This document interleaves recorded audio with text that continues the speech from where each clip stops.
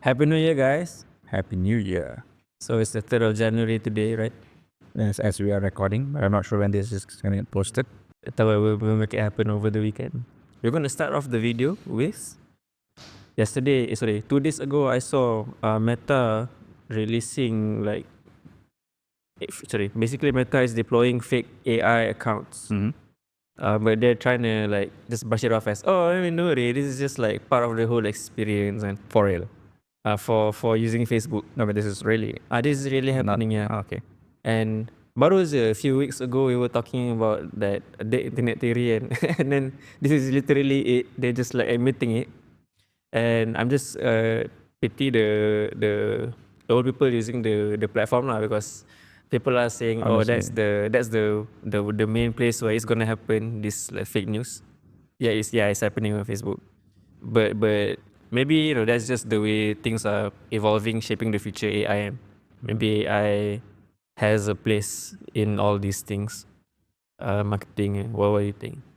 Yeah, when you say old people, I have to acknowledge that, because in even my own family, I know people who watch videos from YouTube or Instagram or Facebook. They get shared in WhatsApp and all those things, and they watch do it so long. I from a distance can pick it up that voice is not a real human voice, it's AI generated voice, and some AI face is talking to you, or just pictures, narrating a story is some AI generated stuff. It could be been a human created it using AI also but definitely it's not real. But some watch it thinking it's real. It's very easy to, as you said, how to say, trick, especially elderly, who have no idea how to identify, because we consume on a daily basis. We know what's real, what's even for us it's getting difficult, right? But so imagine them. I think it's really, really unfair for platforms to push this without labeling it AI. I don't know, but Meta supposed to have a AI button, right? That is if you're creating AI content, you must state it as AI content. Yeah. I see that in TikTok as well. There's AI button. Probably very small or something. Oh yeah, okay. Thinking back, I did see some content with AI button, and I did see some content which clearly is AI content and there's no AI button. So if you rely on that also, it's still tricky. It's tricky. You need to be you need to be using the platform enough to know, kan. But okay lah, say that this old people getting light to ni, I think we already talked about something like this a few years ago. But say that everyone is already used to it and they reach this level, okay lah, they can tell. How does that affect the quality of the content you consume? So contoh, there are already AI influencers. So people know that they are AI, but it's just that it's a fake person lah. So they have so-called brand deals. They have OnlyFans even, and they can model the clothes that are being the clients pay them to model, but it's a 3D model of the clothing lah. Right. So it's still kind of happen, but the content creator and marketing people definitely did not react well to that lah. I think on one hand, it's if you a one-man army or you're a boutique agency, there can be a bright side to this. You don't need to deal with too many vendors or something, but no doubt it affects a lot of stages in the whole creator economy. We used to say that you cannot fake the main core person giving out the ideas, but it seems like now it's just happening also. I think AI is, it's regurgitating information that is already there. It's nothing new. It's difficult for AI to create some new content, because it's going to be always looking at referencing an old piece of content. So it can help you in your own workflow. I'm a big believer that AI is your assistant rather than your replacement. Yeah. But the way things are going, people are trying to push it like it's the replacement, it's going to be the AI world, it's going to be, yeah, it could happen to a certain extent, but then we are humans, we are end of the day the consumers of this thing. So if you're going to be the AI world, then who's going to consume AI content? AI consuming AI content? Is it going to be like some dystopian world thing happening there? It doesn't make sense. So I feel, I mean, I was, you told me that we're going to talk about this today. So I just simply Googled some studies. And true enough, 42% of Gen Z, this is based on a Deloitte study, 42% of Gen Z actually don't use AI. They told that, we very rarely use it. In terms of searching, is it? Yeah. And about 35% millennials don't use as well. Sorry, I correct that. I think it's 42% of Gen Z usage and 35% of millennials don't use it. So since you brought this issue up yesterday, that we're going to talk about this topic, I did a search on this Deloitte study on Google, of course. And I found that there's a, let me pull this up quickly. I know I had it somewhere. So this survey says, and you search for like the use cases of Gen Z and millennials on AI. 27% of Gen Zs and 34% of millennials say they never use generative AI at work, while another 42% of Gen Zs and 38% of millennials say they rarely even do it, or sometimes maybe they use. So it's not like it's a hard, like Gen Z is on board or millennials are on board this thing. I feel that there's always going to be pushback, regardless of the age population. It could be even the younger ones like Gen Z and Gen Alpha, maybe they have like massive pushback. Just like how if you realize Gen Zs, like my niece, nephews, is kids, they are into these retro things now. Like they're buying like CDs, like Taylor Swift CDs. I'm like, we don't even have a CD player at home. And it's like, as you said yesterday, like, oh, this is their version of vinyls for millennials. So they are going into CDs, they're buying flash cams, they are having like retro. You know, the digital cameras that we had, that were Olympus. Yeah. So when you see that like, why is that happening? It's like old is new again. So like there's always like pushback of like there's advancement. Like for us it was like, oh, HD, when HD came it was like, wow, HD TVs, like watching content on HD was like something miracle kind of thing, right? Then suddenly 4K came, I was like, whoa, so sharp and all that. But these kids want to go back into like retro, blurred photos. They like, they want to slow down life. So this, I think, is also a natural pushback that AI will have from the younger generation.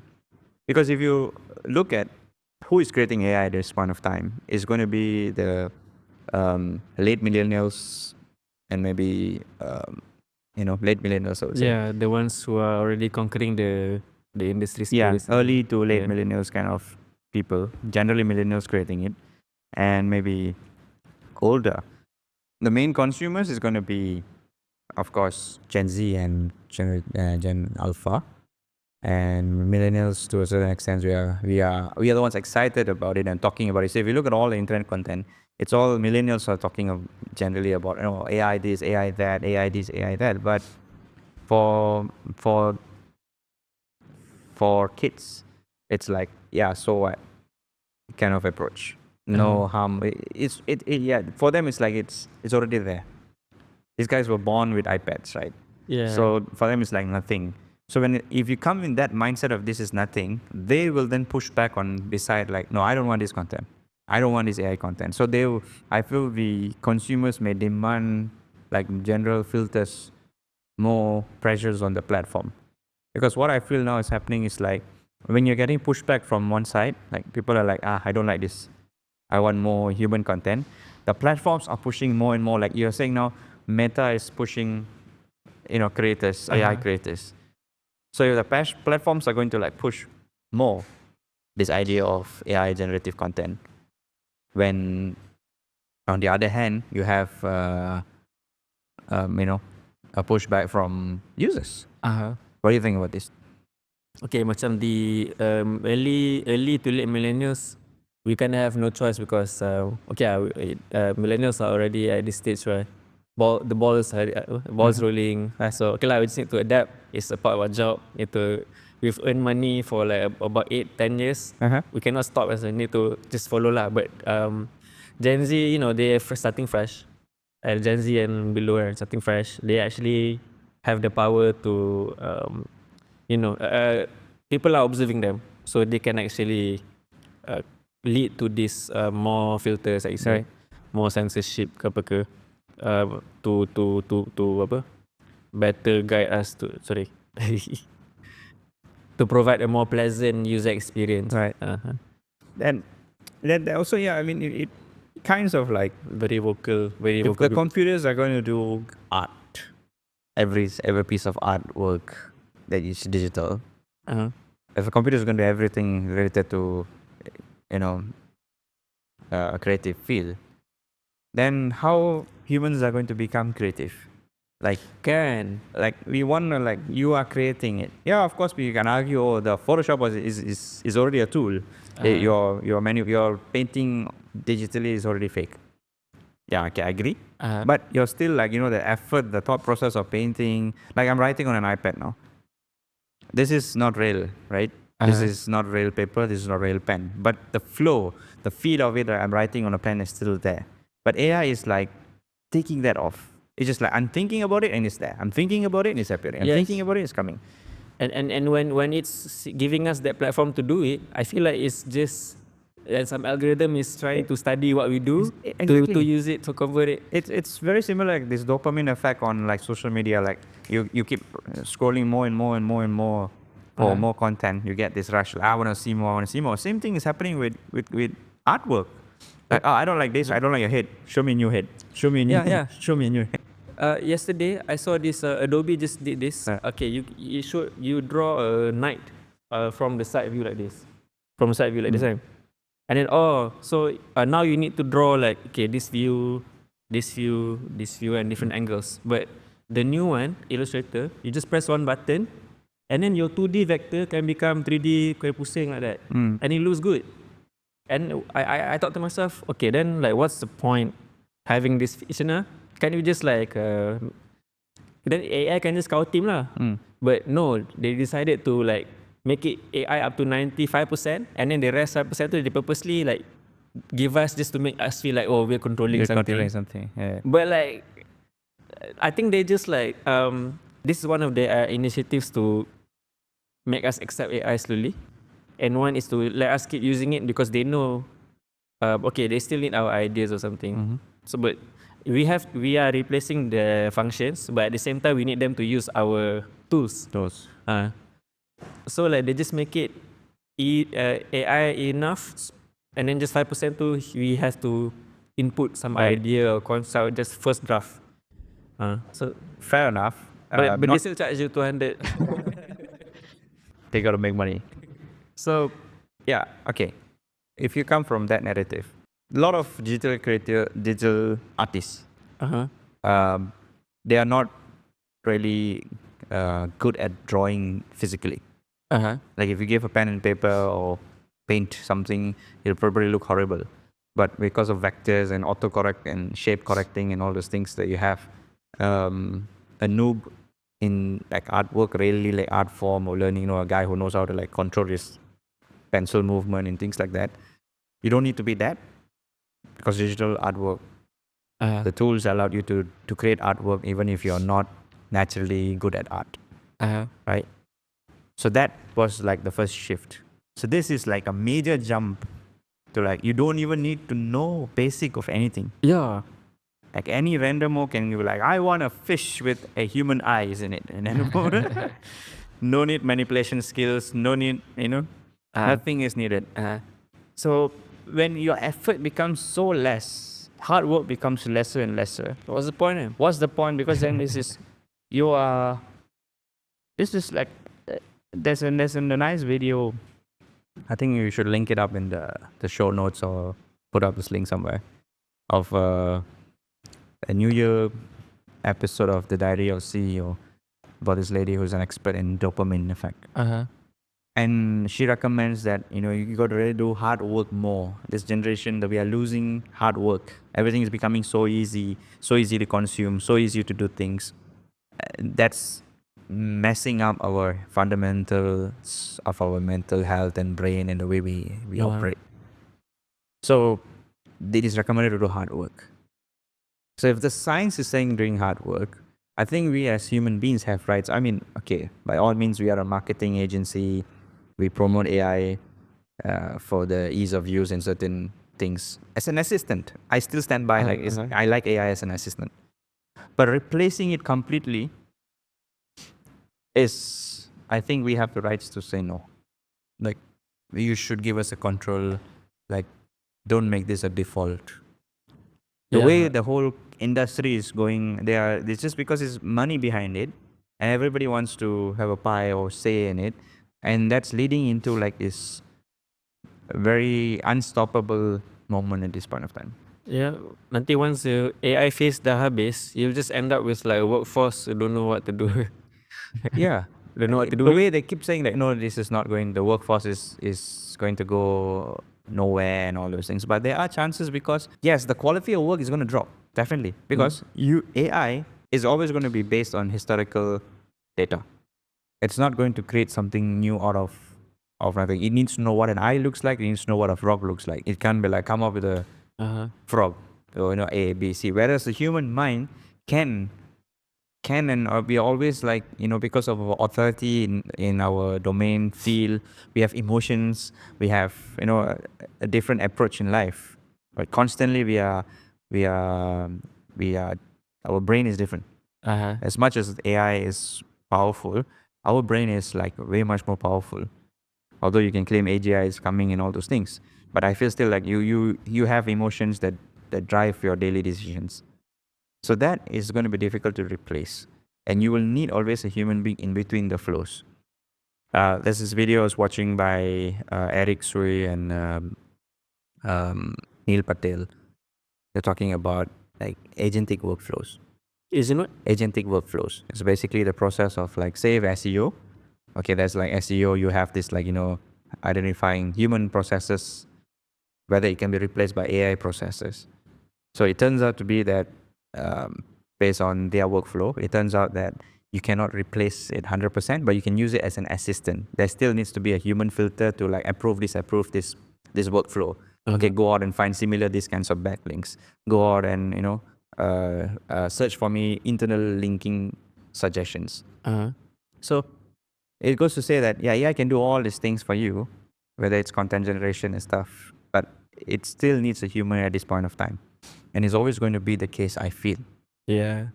The way, because there needs to be a purpose for human beings. And I think we have this idea of creation. The purpose, we have this extra It's like capability. Otherwise, we're all monkeys. Yeah. Right? Whatever we were before When we the get industrial age, right? When we were doing the butter, there's a human at the prime. Yeah. So even if AI does every single jobs or every single thing that it can do, maybe with robots coming in, then yeah, maybe it can think, it can be like, hey, do things like humans can execute. So whatever is on like on the computer, then you add motion to it, which is robotics and AI together, then you can do some really cool stuff. It could replace our labor, per se, but the heart at core, our way of our emotions, our thinking, I think that one cannot be replaced and is always going to be there. So when all these mixed things is happening, there's still always going to be pushback. I will push back. Like, okay, enough. I don't want this content. I want human. Yeah, like we are so sensitive to. I think that's a correlation. Like, okay, because we are so spoiled with the dopamine hits. Also, we can like be able to tell when something is not up to par, or when something is suspicious.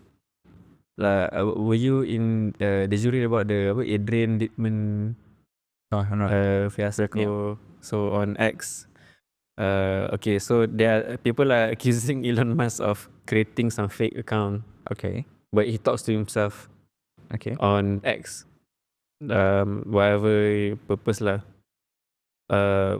So this account, one of the famous one is called Adrian Littman, I think. Let me just confirm the spelling.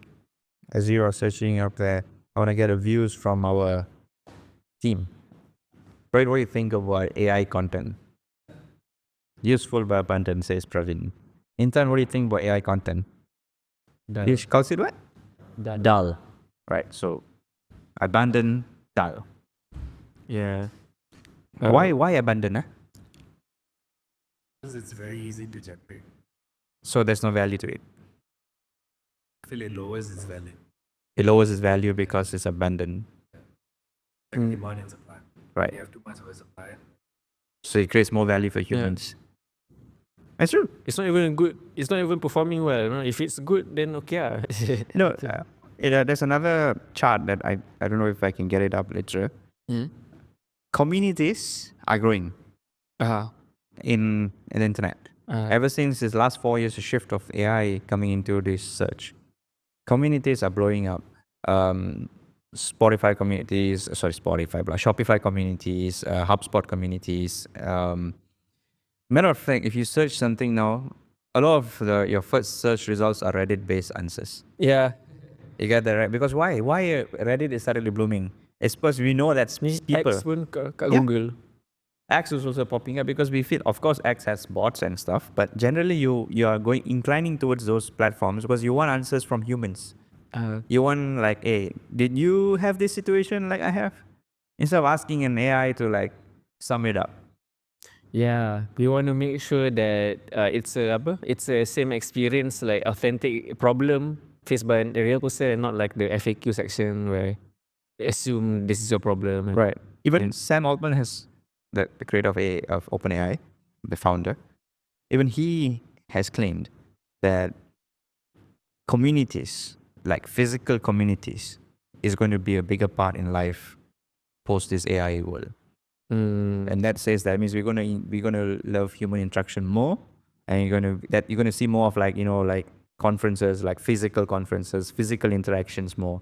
That's gonna be more valuable. So that's why this communities is kind of like mimicking those physical interactions. Right. It's going back to the old forum days. You remember forum? Yes, yeah. Like when I was I younger. got banned once. Yeah. But I will explain why. Is it? Yeah, I mean like these forums, like those were the days. Like you make friends on forums. You like literally like share thoughts, article ideas, all sorts of things on forums. And I made a lot of friends. I had my own forum back in the day, my website, and I had like a local community forum. I made friends, and we had like meetups basically after that. And then even the blogging era, the early blogging era, it was more of like you will have these groups of bloggers meeting up, and then you'll support each other's blog content. You'll be the first one commenting on their blog content. It's similar to like these community pods on social media today. But back then you had this community, but it was actually more for like YouTubers meetups now. It happens like VidCon and stuff like that, but at smaller scales. You actually feel the connection. Yeah, it's not just like a followers list. A blogger to blogger, creator to creator. You talk to each other. Right? Yeah. So why those things were the like driving force. When Twitter started, I think I was one of the early Twitter users in Malaysia. So we had this meetups, literal tweet ups. First few of it. Tweet up dalam tak dengar. So it is. We used to have those things in like Bangsa Village and stuff like that. It was so small back then because these things happen if the community is small. Yeah, mostly guys. So I remember like losing my umbrella in like one of those Starbucks or something like that. I tweeted it back, okay guys, anybody saw my umbrella? And then immediately like in 5 minutes or so, I get like 2-3 tweets like, hey, I saw it there. Yeah, I saw it there. And I know where it is now. So you try doing that now, nobody will bother to reply. Like the community has just become too huge. And it's a massive, all these AI bots and stuff like that. One, you're talking about mass volume problem, so you cannot come down to like community-based chats. That's lost. And I think that is what we'll be going to be chasing after. So if there's anything that the networks can provide us in the future is un-AI it and make it small for local communities. This I think eventually we will stop looking at the digital world for authenticity, and maybe it's gonna be like those Disney movies where it's like the world is filled with magic. You're in person, and you're dancing with your child, but there'll also be like your teapot will also dance with you, but it's actually just robots, AI and stuff. Like AI, who knew using AI can actually enhance your real life experience? It definitely can. I'm not against it 100%. Yeah. As I said, it's a good tool, it's a good assistant. It helps workflows, but that's where it should be. Agentic workflows. And the money is in that. It should be in that. But it should not be in trying to get AGI just because you want to wipe out labor force. Yeah. That's You can use it for good, you can use it for evil. yeah, you can use it for when you start going towards AGI, and of course the corporations are going to tell you like, look, there's no jobs going to be lost. It's going to be creating new jobs. It's not 100% sure. You cannot confirm anything until it really happens. Then we know what's going to happen. So even Google doesn't even know how people are going to search in like the next 5 years. Everybody is like guesstimating. Yeah, and it's getting the period to guess gets shorter and shorter. Yeah. And yeah, you look at the data. One of this data that I pulled out from Neil Patel's marketing company called Neil Patel Digital. How many people search for questions online? Even that has changed in the last 4 years. In 2020, you had something like about 98% of search queries on Google. And today, that's dropped to 60%, and where's the balance 40% gone to? It's split to social media, understanding like TikTok, where you can now already search content there. And people are searching for information on social media, and that's fine because we know social media is boom. But 30% is gone to AI chatbots. Damn. So we're moving. Everything is changing. You're using AI to like search. You're using AI to like do your day-to-day stuff. So it's becoming like an assistant. It's fine. It's good in that sense. But how far is this going to go? It needs a good check and balance. You always hear warnings from people like Elon Musk and all these things like you need like some sort of body to control AI, or you need like a kill switch. If things go wrong, you need a kill switch for this AI. So in all this fear is there also. Of course, it shouldn't stop us from developing good. But we are in this, I don't know, like weird paradox moment. Like you need it and you're scared of it at the same time, and you don't want it at the same time, and you want it at the same time. So it's like you cannot balance it. I mean, we definitely I think humans are meant for big things, and maybe we are AI will make us realize that actually if we had this part taken care of, then we could have just achieve other things, as a society. So before this, although we don't have AI, and we talk more, but maybe everyone was just limited to knowing a few things, and that can lead to some inefficiencies in your relationship, in your work.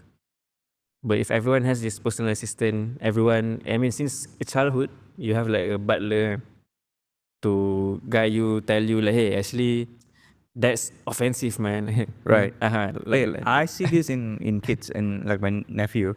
It's really like when we're walking up some hills, like waiting. It's like I'm googling up this stuff, or I'm like I'm using ChatGPT to do find out. So they are inclined they're not living the moment. They are constantly finding for information, which is good for them. It's good that they learn, but at the same time, it's bad because they're not living the moment. Yeah. Like you're not taking a pause, I'll find about it later. Let's live the moment now. But they want that answer now. So this is dopamine effect, even for our curiosity, how much information is needed, how much is good. That we are constantly in an information overload now. And where is this going to lead us to? I think macam okay lah. First few generations will have this hiccup.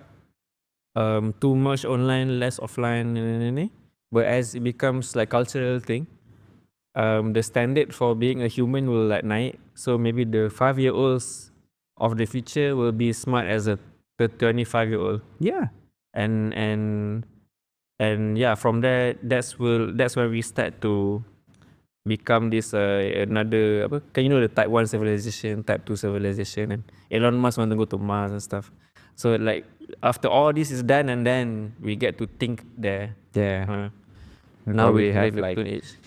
maybe 10 years old making rockets and stuff like Yeah, that. yeah. Never know. But yeah, but I'm not against it. Racism. As I said, and I see these kids doing this stuff. It's not that I'm happy in a way, like, whoa, I wish I could do this when I was young. But at the same time, when you get older, you start to think that maybe they should slow down a bit. Yeah, because at least because we cannot control or we cannot foresee what's gonna happen, because we didn't learn that. When they do, like, oh, it's so uncomfortable. Because we are probably early millennials. So we understand how this can also go wrong. Yeah. Right? We can see the effect of like consumption, and we are able to balance ourselves up because we were part of the old world, so-called old world a bit, the pre-digital era. But these kids, this new generation, they are in this post-digital era. There's it seems like every country is multiracial now.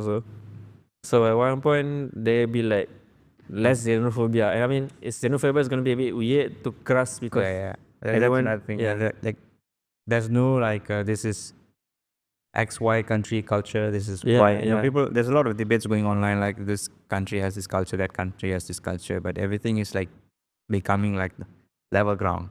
it's just in time for This is planet. yeah. It's going to become like one world government. one Just- world. Yeah. As much as said conspiracy. Yeah. It used to be conspiracy like 5 years ago, 10 years ago, but I feel like now it's normal. Yeah. It can happen. Damn. Anyways, it's an interesting topic for the start of the new year as we move into, we're safe to say, AI world. Here we come. Yeah, here we come. I know we've been talking a lot about AI this past 2-3 episodes, but just embrace AI, man. It's cannot And hear it from the man himself. All right. So thank you for tuning into this podcast. I'll see you. We'll see you again in the next episode. And ta-da.